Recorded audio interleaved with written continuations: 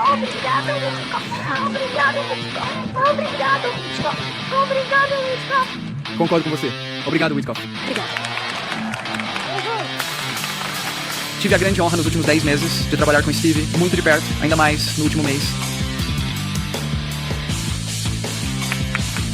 E tenho que dizer, foi uma honra para mim trabalhar com um homem tão especial que abordou essa tarefa impossível com todo o coração, com total compromisso. E quando as coisas ficaram difíceis e encontramos obstáculos, toda vez que isso aconteceu, apenas dissemos: vamos fazer um novo plano, vamos tentar novamente. Isso é. E foi assim que foi ser parceiro de Steve. E também tenho que dizer, trabalhar com o presidente Trump nisso, seu compromisso em ver a paz, em ver os reféns voltarem para casa, em ver Israel seguro e protegido, e em ver todo o Oriente Médio estável e próspero é incomparável.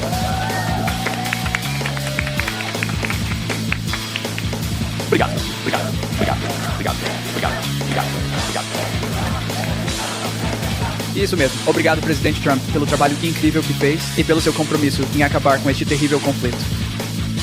7 de outubro para mim foi um dia devastador. Minha esposa e eu estávamos no casamento de um amigo em Colorado e eu me lembro de ouvir as notícias e fui para o quarto do hotel e estava vendo vídeos e tentando falar com quem eu pudesse para obter informações. E eu simplesmente fiquei lá a noite toda e chorei. Ver alguns desses atos que foram cometidos naquele dia me fez pensar em como somos afortunados por ter uma sociedade com regras e leis e pessoas com moral. E ver esses atos horríveis e bárbaros me chocou profundamente de uma forma que nunca serei o mesmo.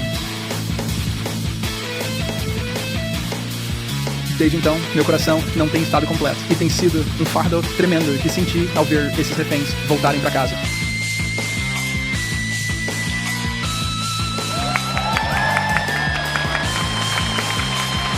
Ver suas famílias obterem o encerramento que merecem e acabar com este pesadelo.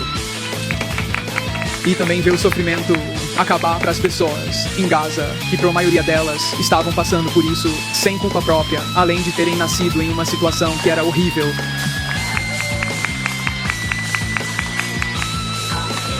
Não vamos comemorar esta noite. Vamos comemorar na segunda-feira quando a fase 1 chegar à conclusão.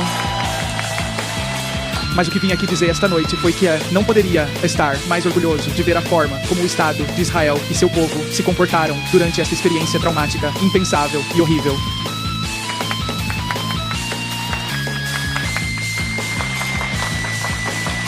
Em vez de replicar a barbárie do inimigo, você escolheu ser excepcional, escolheu defender os valores que você defende, e eu não poderia estar mais orgulhoso de ser amigo de Israel, alguém que apoia Israel e alguém que luta muito para ver Israel sobreviver, ter sucesso e alcançar todo o seu potencial.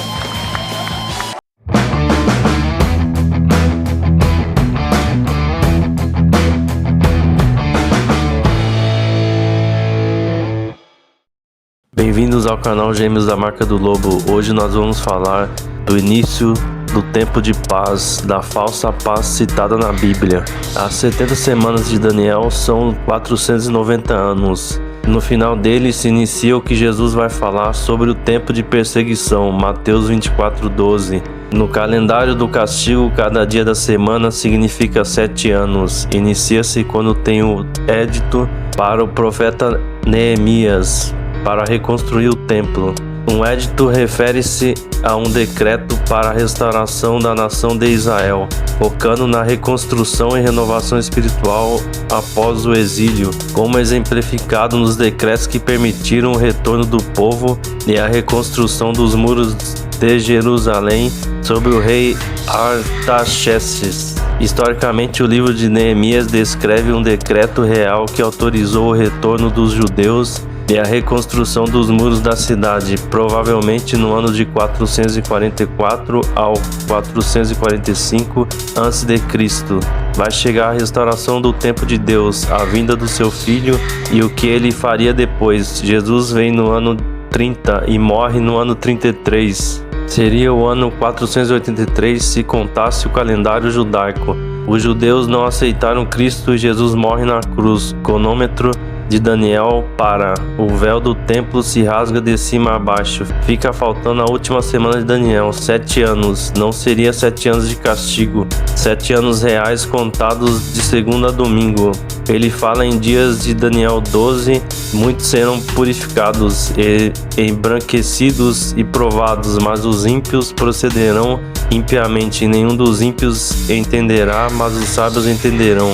E desde o tempo que o sacrifício contínuo for tirado e posta a abominação desoladora, haverá 1290 dias. Bem-aventurado o que espera e chega até 1335 dias. 3 anos e meio é a parte da preparação da última semana e a parte do castigo de mais de 3 anos e meio.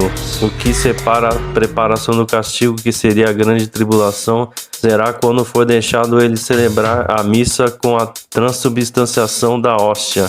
A liturgia será alterada e a hóstia não se transformará no corpo de Cristo, se tornando a abominação. Jesus, Lucas 21:6. Dias virão em que dessas coisas que vedes não ficará pedra sobre pedra, e tudo será destruído. Então o interrogaram: Mestre, quando acontecerá isso, e que sinal haverá, porque isso vai se cumprir? Jesus respondeu: Vede que não sejais enganados. Muitos virão em meu nome, dizendo: Sou eu, e ainda o tempo está próximo, não sigais após eles. Quando ouvirdes falar de guerras e de tumultos, não vos assustei, porque é necessário que isso aconteça primeiro, mas não virá logo o fim. Disse-lhes também: irão levantar-se nação contra nação e o reino contra o reino.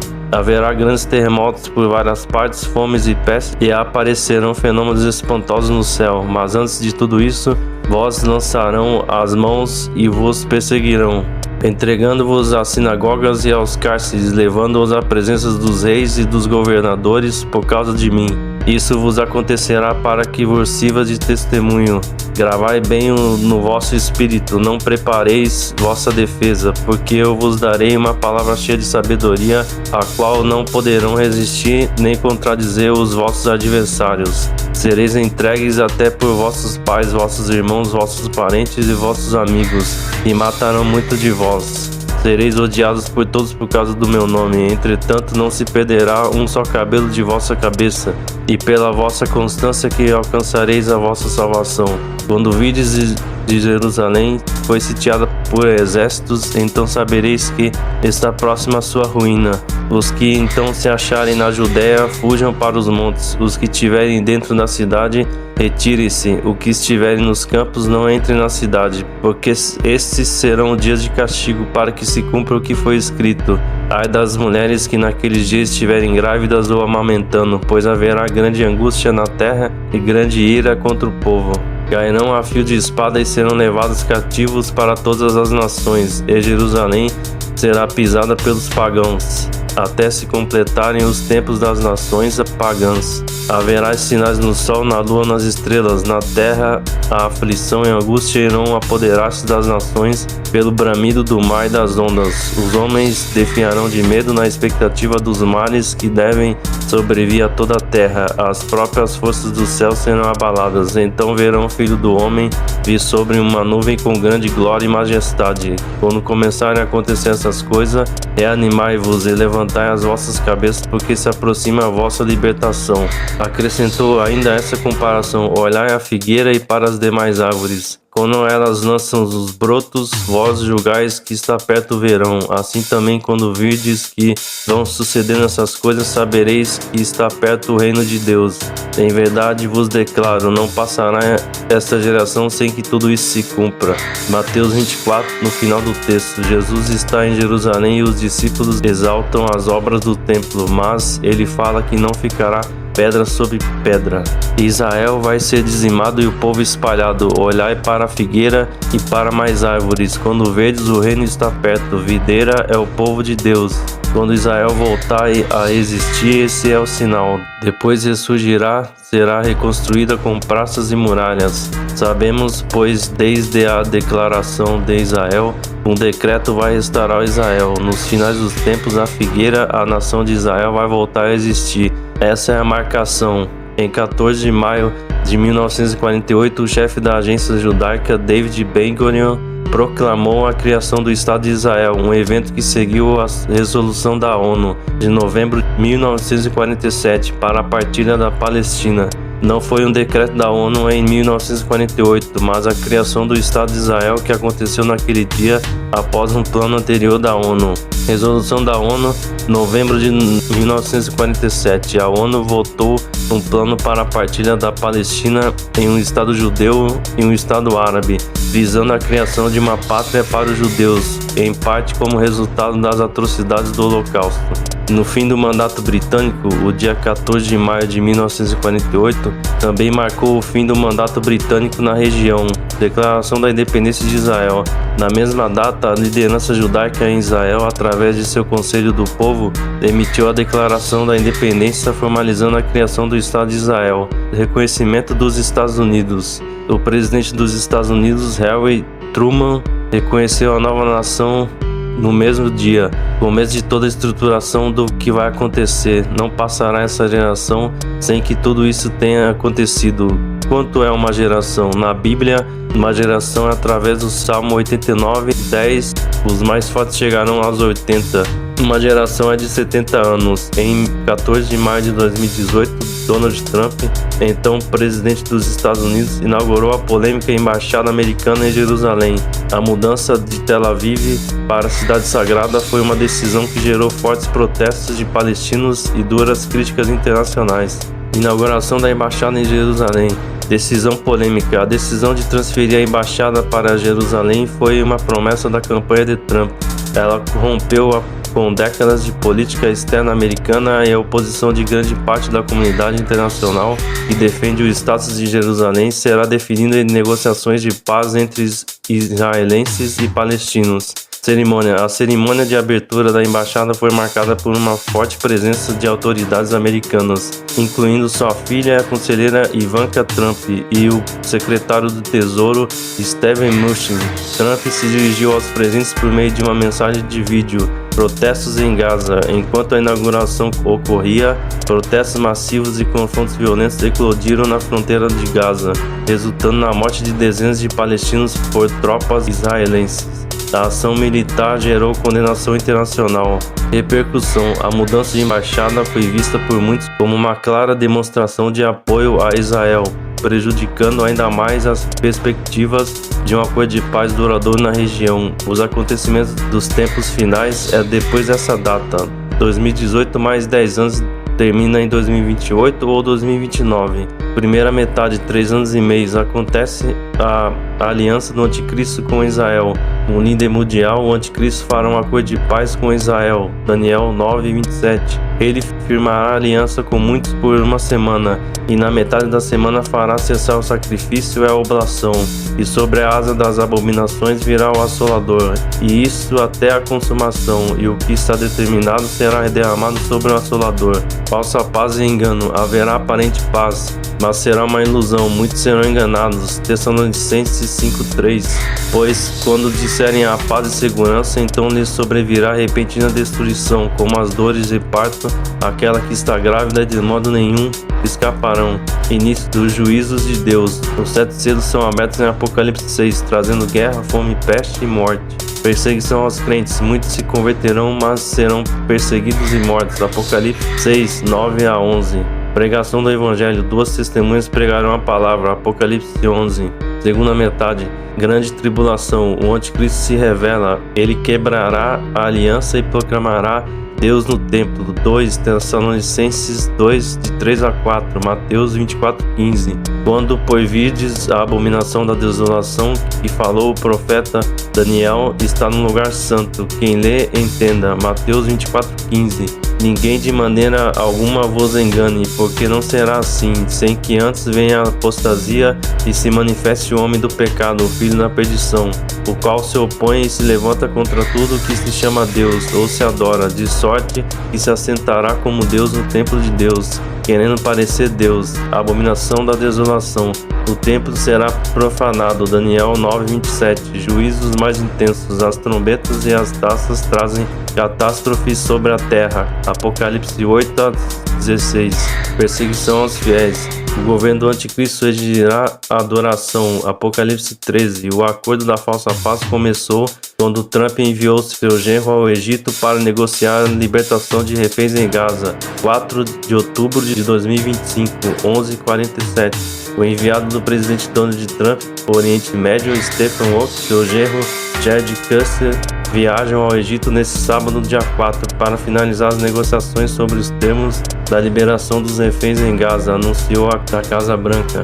Witkoff e Kersey estarão no país árabe para concluir as condições das libertações, declarou a AFP, um funcionário da presidência americana, sob a condição do anonimato. Trump pediu a Israel na sexta-feira que cesse imediatamente o bombardeio de Gaza para permitir a libertação dos reféns após o movimento islamista palestino. A revista The Economist fez uma postagem indicando um novo começo com um mapa de Israel através de uma rocha apontada para o céu. A revista diz, abre aspas, muitos presidentes americanos buscaram uma solução para o amargo conflito entre Israel e os palestinos. Agora, 2 anos após as atrocidades de 7 de outubro e após as incontáveis rodadas de assassinatos em Gaza, Donald Trump se juntou àquela pequena lista daqueles que obtiveram sucesso.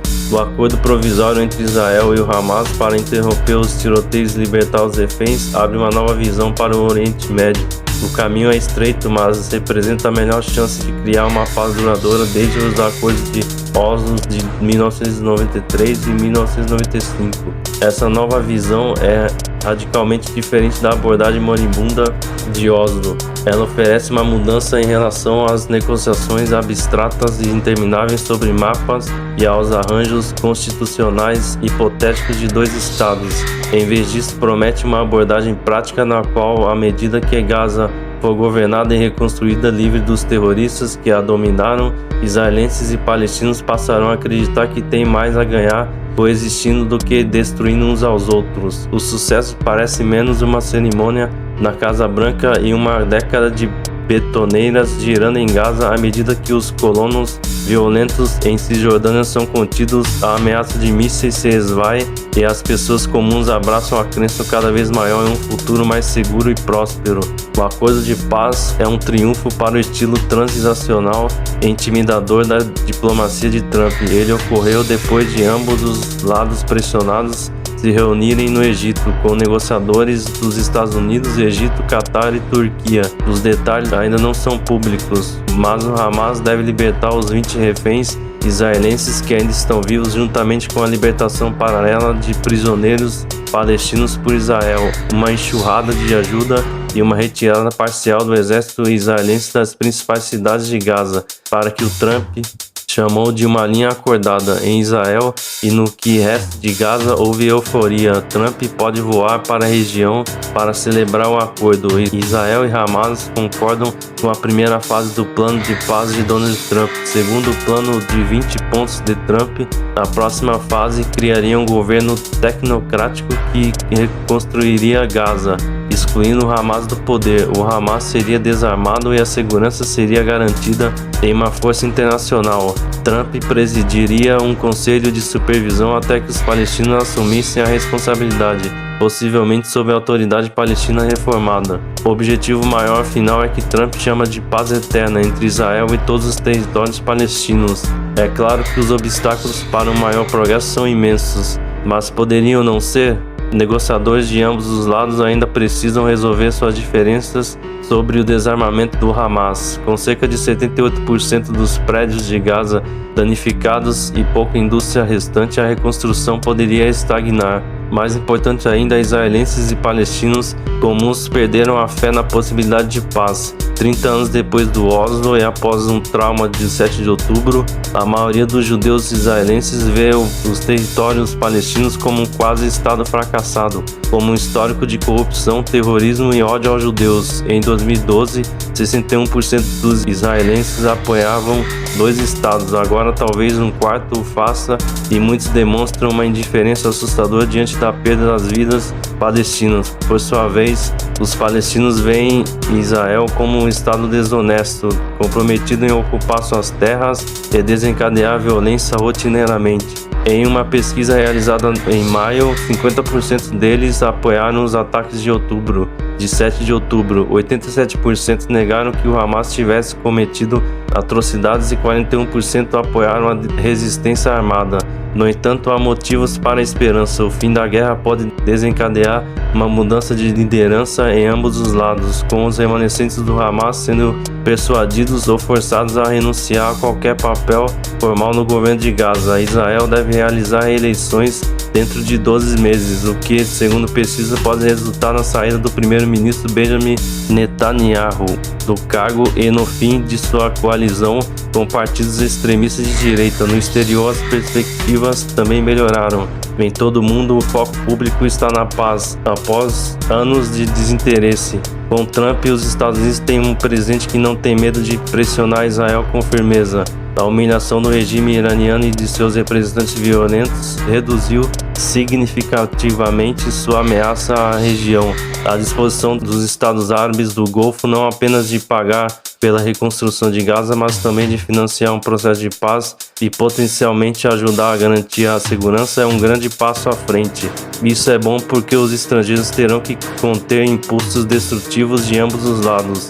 Depois de pressionar Israel em encerrar a guerra com o Irã, repreendê-lo por atacar o Catar e forçá-lo a um acordo de reféns, Trump deve se esforçar para Netanyahu, o seu sucessor, contenha a expansão dos assentamentos judaicos. Ele deve fortalecer as instituições palestinas, impedindo que Israel as prive de receitas alfandegárias e facilite a violência de vigilantes por causa de colonos e soldados. Os Estados Árabes devem usar toda a sua influência para insistir que os palestinos rejeitem a violência e para que a autoridade palestina se reforme e ajude a encontrar novos líderes. Eles também devem vender uma visão mais ampla para os israelenses. Esta é uma perspectiva de uma nova ordem de segurança regional que os torne mais seguros, aprofundando a cooperação com os Estados Árabes, com base nos acordos de Abraão firmados em 2020. Isso também poderia forjar novos laços com a Síria e talvez com o Líbano, ambos os quais escaparam das garras malignas do Irã. Mas os palestinos é a perspectiva de reconstrução interna e novos laços econômicos com o Golfo, criando um caminho para o comércio e empregos. Gaza é a chave. Palestinos em todos os lugares vão querer ver se Israel pode se comprometer a permitir que um governo tecnocrático na faixa de Gaza surja com apoio internacional. Por sua vez, os israelenses estarão observando se os palestinos em Gaza podem se governar melhor, desmantelando a infraestrutura terrorista e reformando as instituições capturadas pelo Hamas. Ninguém deve imaginar que isso será fácil. As qualidades que permitiram a Trump obter um cessar-fogo, sua disposição para intimidar, intensificar a tensão e criar um forte senso de urgência são diferentes do comprometimento sustentado ao longo de muitos anos exigido em sua função como presidente da Autoridade de Reconstrução. No entanto, em uma região que conheceu pouco mais do que décadas de conflito, esse é um momento extraordinário. Uma chance tênue, mas real de um novo começo. A falsa paz começou. Agora Trump é elevado como salvador e muitos enganados acreditam realmente que a paz virá. Mas o articulador Jared Kushner fica como se estivesse sendo preparado para estrear em um evento grandioso, quando for apresentado o anticristo para a humanidade. Agora ele cria o design dos troféus dos campeonatos mundiais da FIFA e se sente um escolhido, sempre nas sombras. Ainda não é o seu momento. Teremos anos escondendo a mentira, vendendo um mundo de paz. O Cavaleiro Branco do Apocalipse vem sem armas para trazer a paz. A profecia se cumpre e a mentira engana os cristãos.